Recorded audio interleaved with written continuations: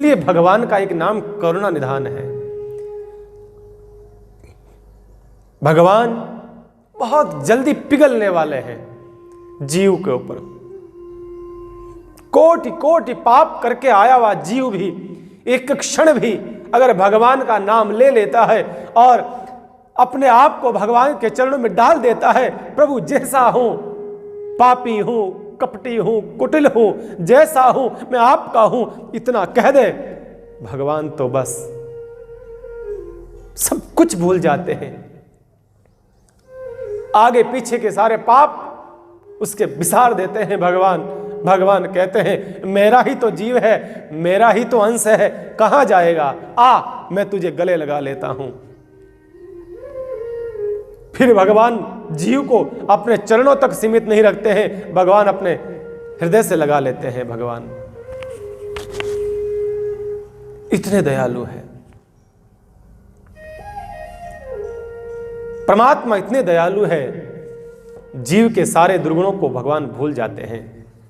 भगवान कहते हैं कोई बात नहीं, आ तो गया।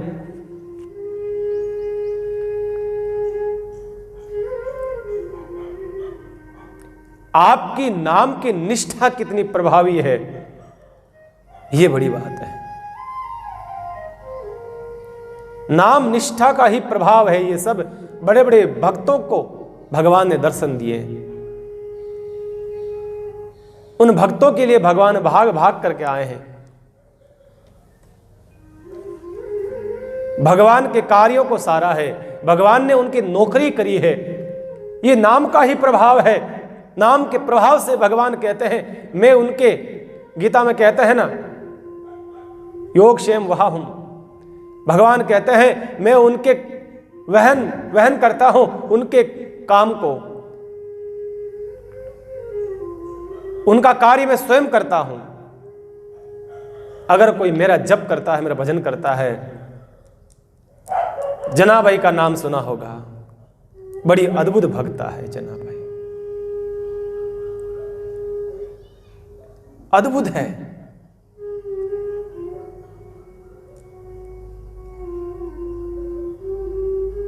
भगवान पुंडरीकनाथ की भूमि पंढरपुर में रहा करती थी महाराष्ट्र की जनाबाई। बड़ा सुंदर प्रसंग है, ध्यान से सुनिएगा। अद्भुत भक्ता,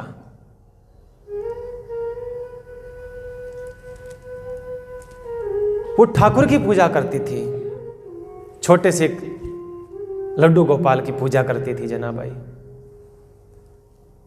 पांडुरंगा पांडुरंगा विठ्ठल माजा, पांडुरंगा विठ्ठल माजा, पांडुरंगा नाम जप करती थी। और कोई नहीं था जनाबाई के जीवन में, परिवार में भी कोई नहीं था, अकेली जनाबाई सवेरे उठती और ठाकुर की ध्यान पूजा आदि करना और उसका ध्यान रखना, यही उसका नित्य प्रति कार्य था। और पूजा भी कोई घर बार नहीं चलता था। वो क्या करती, गांव के अंदर, नगर के अंदर ही पशुओं का जो गोबर होता था वो उठाती, गोबर उठा करके उनको सुखाती, उनको उपले बनाती, थेपड़ियाँ हम कहते हैं, उपले बनाती, थेपड़ियाँ बना करके और उनको सुखा करके बाजार में बेच करके आती। जो पैसा मिल जाता था, जितना पैसा मिलता था, उन पैसों से अपना जीवन व्यापन करती थी वो, और भगवान की पूजा करती थी। बाल गोपाल का ध्यान रखना, पूजा करना, बड़ी निष्ठा के साथ में, बड़ी भावना के साथ में वो पूजा करती थी ठाकुर की। धीरे धीरे धीरे धीरे धीरे धीरे जनाबाई की अवस्था होने लगी, उम्र हो गई धीरे धीरे। अब जनाबाई को आंखों से दिखना बंद हो गया, जनाबाई से भार उठता नहीं है, जनाबाई इतना दूर दूर तक नहीं जा सकती है कि गोबर ला सके वहां से। फिर भी जनाबाई को लगता कि मेरा ठाकुर भूखा होगा, मेरा ठाकुर भूखा होगा, मेरा कन्हैया भूख लग जाएगी, मैं क्या खिलाऊंगी। मैं भूखी रह सकती हूं, लेकिन मेरा ठाकुर भूखा नहीं रहना चाहिए। यही ये भक्ति की परिकाष्ठा है। क्या है? अब मैं अपने से भी ज्यादा मैं अपने ठाकुर का ख्याल रखूं मैं। जैसे हमारे को सर्दी लगती है, हमारे को गर्मी लगती है, हमारे को भूख प्यास लगती है, ऐसे ही हम ठाकुर के लिए सोचें, भगवान के लिए सोचें। ठाकुर को भी भूख लगी होगी, प्यास लगी होगी, ठंड लग रही होगी। जनाबाई यही भाव रखती थी। भाव की भक्ति होना जरूरी है भाई। जनाबाई धीरे धीरे उम्र होने के कारण से चलना फिरना इतना होता नहीं। ठाकुर से प्रार्थना करती, कन्हैया ठाकुर इस देह को इतनी ताकत देना जितनी मैं तेरी सेवा कर सकूं बस, और मुझे कोई लालसा नहीं है और जीने की। बस तेरी चाकरी में चूक नहीं होनी चाहिए, तेरी भक्ति में कोई कमी नहीं होनी चाहिए, तेरी सेवा में कोई त्रुटि नहीं रहनी चाहिए। भगवान सब सुनते थे, जीव की सब सुनते हैं, और जब काम पड़ता है तब भगवान स्वयं आ जाते हैं। ऐसा मत सोचिए कि हमारी प्रार्थना भगवान तक नहीं पहुंचती है, अवश्य पहुंचती है। पर हो जनाबाई जैसी, मीराबाई जैसी, कबीर जैसी। जब वृद्ध हो गई जनाबाई, उपले चुनने जाती थी, तब भगवान को दया आ गई कन्हैया को। कन्हैया ने क्या करा, एक 5 साल की 6 साल का बालक बन गए भगवान कृष्ण, और आकर के वो जनाबाई के साथ साथ में सेवा करने लगे। जनाबाई से कहने लगे, मैया तुम आप वृद्ध हो गए हैं ना, तुम बैठ जाओ, किसी वृक्ष के नीचे बैठ जाओ। मैं देखिए माँ, दूर दूर जो उपले पड़े हैं ना, जो गोबर पड़े हैं ना, वो सब मैं उठा के लेके आता हूं, आप बैठ जाओ।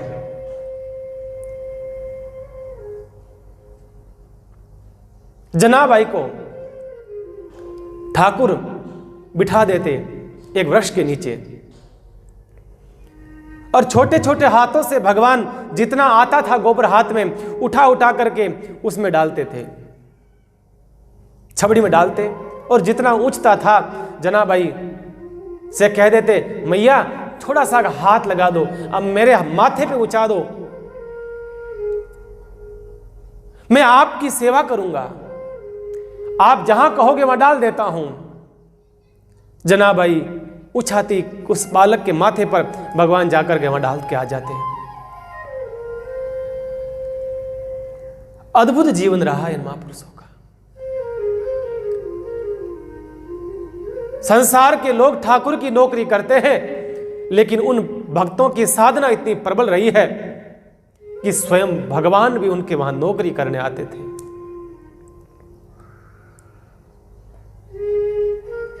जनाबाई कहने लगी, अरे बच्चा तू किसका है, तेरा नाम क्या है? ठाकुर कहते, मेरा नाम तो गोपाल है, मैं तो यहीं रहता हूं मैया, इसी गांव में रहने वाला हूं। मुझे लगा कि आपकी कुछ सेवा की आवश्यकता है, तो मैं आपके पास आया हूं, इसलिए मैं आपके नजदीक आया हूं। आपको आवश्यकता है ना सेवा की, इसलिए मैं आया हूं। छोटे से एक भगवान सेवा करते, कभी पानी लेकर के आते, कभी पानी का पात्र, कभी गोबर, कभी उपले सुखाने का काम करते थे। ठाकुर को पता था ना कि अगर उपले नहीं बिके तो मैं कल में ही भूखा रहूंगा। जनाबाई का नहीं, अपनी चिंता भी थी ठाकुर को, मैं ही भूखा रह जाऊंगा। ऐसी जनाबाई की भक्ति, भाई क्या कहेंगे इस भक्ति को। भगवान अपने भक्तों के लिए सब कुछ छोड़ करके, अपने पद को छोड़ करके भगवान छोटी से छोटी नौकरी करने के लिए तैयार हो जाते हैं। इतनी सेवा करने लगे वो जनाबाई की, बालक बन करके। और जनाबाई के जब उपले सूख जाते थे तो उपले रख करके, जमा करके जनाबाई को कहते, जनाबाई लो चलो, ये अभी इतना बड़ा भार है, जरा आप उठाओ अब, और मैं आपके साथ चलता हूं, बाजार में चलते हैं, मैं आपके उपले बिकाऊंगा, मैं आपके सारे उपले बिकवा दूंगा, आप मुझे साथ ले चलिए। जनाबाई कहती, चलो बेटा गोपाल। जनाबाई को पता नहीं ये गोपाल कौन है।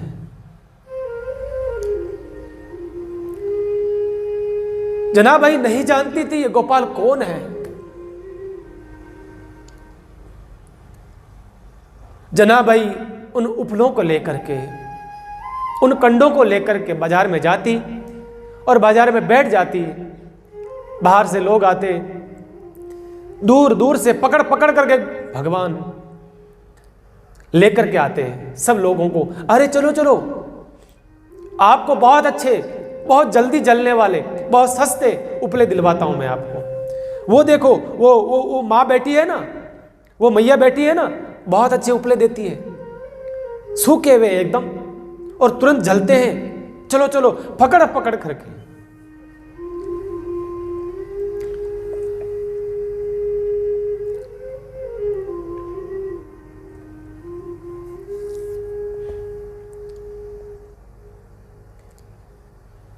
भगवान अपने भक्तों के लिए कितना कुछ करते हैं, कितना कुछ। किस प्रकार से भगवान सबको ला ला करके उपले बिकवा रहे हैं। भगवान जनाबाई की सेवा कर रहे हैं।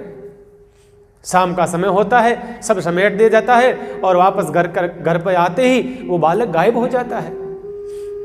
जनाबाई समझ नहीं पाई कि बात क्या है, वो बालक कहां जाता है, कौन है, कहां से आया, क्यों आता है। ये सोचती रहती है, पूछती है, भगवान टाल देते हैं। एक दिन की बात है, कबीरदास जी ने नाम सुन रखा था जनाबाई का कि भाई बहुत बड़ी भक्त है जनाबाई। देखे तो सही कैसी है जनाबाई। कबीरदास जी देखने के लिए आए जनाबाई को पंढरपुर, और जैसे ही देखने आए उसी समय क्या हो गया, घटना ये घटती है कि जनाबाई के उपले रात्रि को किसी और ने चोरी कर लिए, पड़ोसन ने चोरी कर लिए। और जनाबाई कहने लगी कि मेरे उपले कौन लेके गया, मेरे उपले चोरी हो गए। जनाबाई बहुत दुखी हुई, हे भगवान, हे ठाकुर, आज मेरे उपले चोरी हो गए हैं, मैं बाजार में जाऊंगी क्या, क्या बेचूंगी, मैं क्या राशि से, मैं रोज आपकी सेवा करता हूं, आज करती हूं, आज मैं आपको क्या कैसे सेवा करूंगी, आज आपका भोग कैसे लगाऊंगी। पड़ोस वाले लोगों से कहा कि मेरे उपले चोरी कर लिए हैं पड़ोसन ने, मेरे उपले दिलाओ। गांव वालों ने कहा भाई अब तुम्हारे उपले चोरी कर लिए तो हम कैसे दिलाएं, कहा मुझे दिलाओ।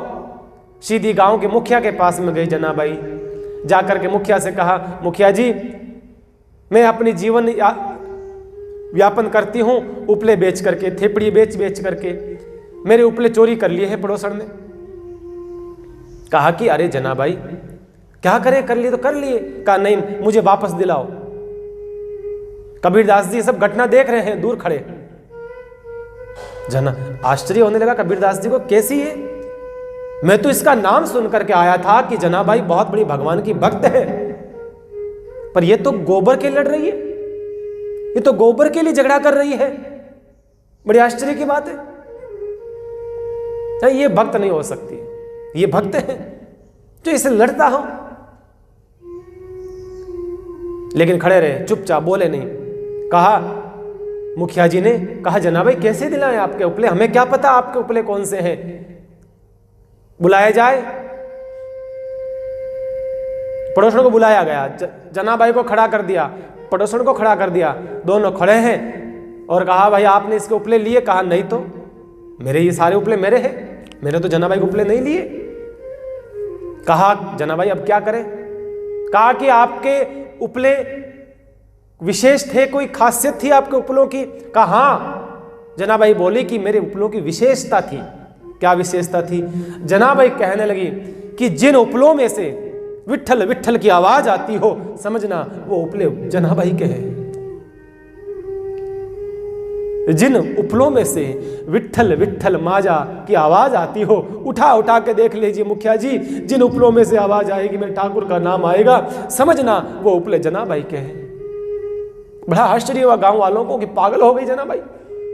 गांव के लोग खड़े हैं तमाशा देखने के लिए, कबीर भी खड़े हैं उस भीड़ में, देखे तो सही क्या तमाशा हो रहा। आश्चर्य की बात है, गांव के मुखिया ने उन उपलों में से उठाया कुछ उपले, नाम उसमें से नाम संकीर्तन ध्वनि निकल रही थी, विठ्ठल माजा विठ्ठल माजा विठ्ठल माजा। समझ गए ये जनाबाई के उपले हैं, उनको अलग कर दिया और प्रणाम करा जनाबाई को। और कबीर निकल करके भीड़ में से आए, वाह मेरी माँ, तू तो धन्य है, तू तो धन्य है। जनाबाई के उपले बोले विठ्ठल विठ्ठल विठ्ठल विठ्ठल। ऐसे अद्भुत भक्तों का चरित्र है। ये सब नाम महिमा के प्रभाव से होता है, ये सब नाम का ही प्रभाव है। इसलिए इस धरती पर कोई जीव आता है और यूं ही चला जाता है तो भगवान को दुख होता है। भगवान कहते हैं देखो मैंने इसको भेजा धरती पर और ये पुनः ऐसे ही लौट गया है, ऐसे ही आ गया वापस। बड़ा आश्चर्य होता है।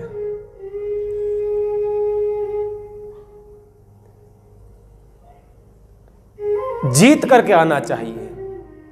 पिता अपने बेटे को कहीं टूर्नामेंट में भेजता है, कहीं प्रतियोगिता में भेजता है, आशीर्वाद देता है, जा जीत के आना, जा बेटा, और वो वहां से हार करके आ जाए तो पिता को दुख होता है ना।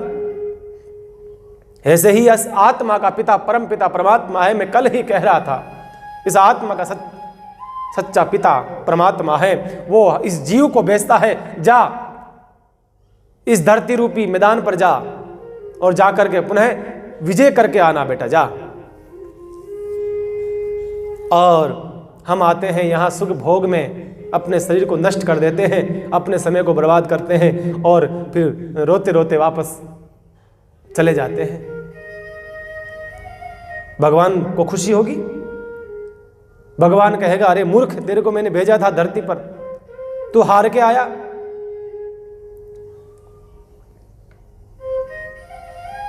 लेकिन भगवान के भक्त जो है वो विजय प्राप्त करके आते हैं। काम क्रोध मद लोभ ईर्ष्या राग द्वेष पर विजय प्राप्त कर लेते हैं और भगवान की माया के ऊपर भी पैर रख करके वो आ जाते हैं।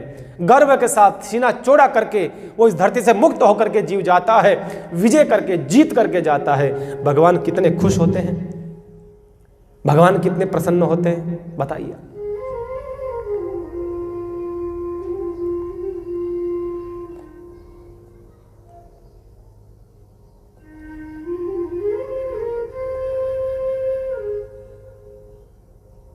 जीवन में कबीर कहते हैं ना, कबीरा जब हम पैदा हुए जगत हंसा हम रोई, ऐसी करनी कर चलो हम हंसे जग रोई। व्यक्ति जब आता है तब रोता है और दुनिया हंसती है। लेकिन कबीर कहते हैं संत महात्मा जब चले जाते हैं तब हंसते हंसते जाते हैं और दुनिया रोती रहती है। कुछ ऐसा काम करो, कुछ ऐसी कार्य करो जिससे दुनिया आपके लिए रोए। ऐसा नाम होना चाहिए जीवन में कि दुनिया आपको याद करे और आपके लिए आपके कार्यों को लेकर के याद करे आपको कि वाह भाई अच्छा व्यक्ति था, चला गया। ऐसा धन, ऐसी पूंजी, राम नाम रूपी पूंजी इकट्ठी करे। रोता कौन है? मरते समय तड़पड़ाता कौन है? छटपटाता कौन है? जिसने अपने जीवन में पाप किया हो, अपराध किया हो, वो मरते समय बहुत तड़पड़ाएगा, बहुत रोएगा, छटपटाएगा। क्यों? क्योंकि उसने पाप किया है। उसको लगने लगा कि मैंने जिंदगी में अच्छा काम नहीं किया, अब मैं जा रहा हूं ना तो वहां जवाब क्या दूंगा। इनकम टैक्स का छापा, इनकम टैक्स जब आते हैं ना किसी व्यापारी के पास में या किसी बहुत बड़े पैसे वालों के उधर, तो कौन डरता है? जिसकी फाइल सही नहीं हो, जो 2 नंबर का काम करता हो थोड़ा बहुत, जो बेईमानी करता हो, वो इनकम टैक्स के ऑफिसर से डरेगा, ढंग से बात नहीं करेगा, घबराएगा। इनकम टैक्स वाले हैं, यही है हमारे जीवन में। वहां वो धर्मराज लेखा जोखा लेगा हमारा, वो इनकम टैक्स ऑफिसर है, और यहां से जब हम जाएंगे, हमारी जब फाइल खुलेगी तो पता ही है हमारी फाइल में क्या है, जो तो हम सब जानते ही हैं।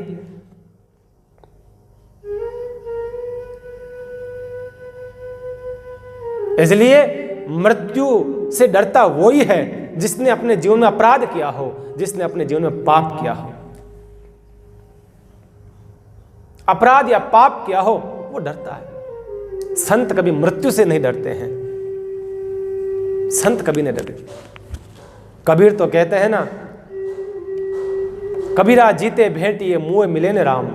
कबीर कहते हैं भगवान से भेंट जीते जी कर लो, मरने के बाद में भगवान मिलता हो ये क्या पता। सार्थकता इसी में है, जीते जी भगवान को प्राप्त कर लो, ठाकुर को प्राप्त कर लो। संत कभी मरता नहीं है, संत कभी मरता थोड़ी है, दुनिया वाले मरते हैं। संत तो इस देह छोड़ करके सीधा भगवान में लीन, सीधा भगवान में, भगवत में हो जाता है, मुक्त हो जाता है।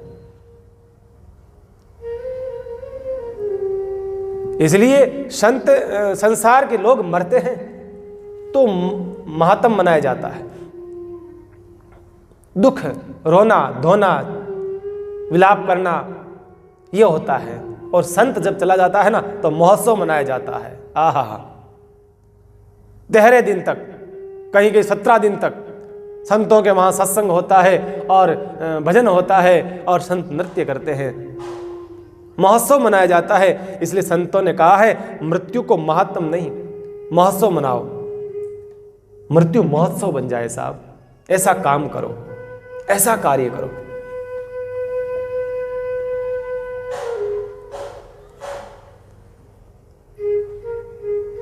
जब संसार की देह को ले जाया जाता है तब सारे लोग उदास रहते हैं, कोई रो रहा है, कोई धो रहा है। लेकिन संत की जब बैंकुटी निकलती है नगर में से, आहा देखिए आप, धूम धड़ाके से, बाजे गाजे बाजे के साथ में पुष्प उड़ाए जाते हैं, धूमधाम के साथ में गुलाल रमी जाती है, संत सब उनको ले जाते हैं। ये मौसम बन जाता है संतों का।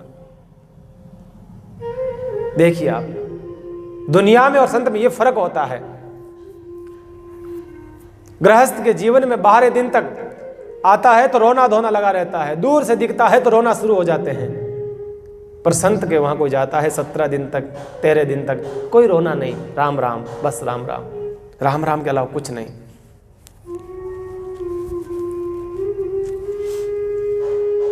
धरती से जाओ, दुनिया से जाओ तो ऐसा काम करके जाओ कि भगवान, हम जाएं तो भगवान शाबाशी देवे कि आया, कुछ अच्छा करके आया, भगवान प्रसन्न हो जाए जीव से। बस यही है बात।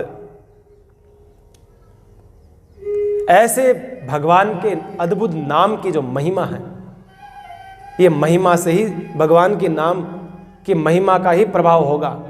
जब जीव यहां से जाएगा भजन करते करते, तब भगवान बाहें खोल करके उससे जीव को अपनाएंगे। ये नाम के प्रभाव की महिमा है, ये अद्भुत भगवान का नाम का ही प्रताप है। तो नाम की अनंत महिमा है, इसका वर्णन कहां तक करें, इसका वर्णन करना संभव नहीं है। इसलिए मैं तो इतना ही कहना चाहता हूं, जितना हो सका हमने प्रयास करा है। और भी हम चाहते हैं अन्य प्रसंगों से भी आप लोगों को जोड़ें, थोड़ा थोड़ा प्रसाद सब महिमा का मिले आपको, भक्तों की महिमा का भी, भगवान की महिमा का भी, अन्य और। तो नाम महिमा को यहीं विश्राम करते हैं आज। और कल से हम बड़ा प्यारा चरित्र, बड़ा अद्भुत चरित्र, बड़ी भगवान की भक्ता,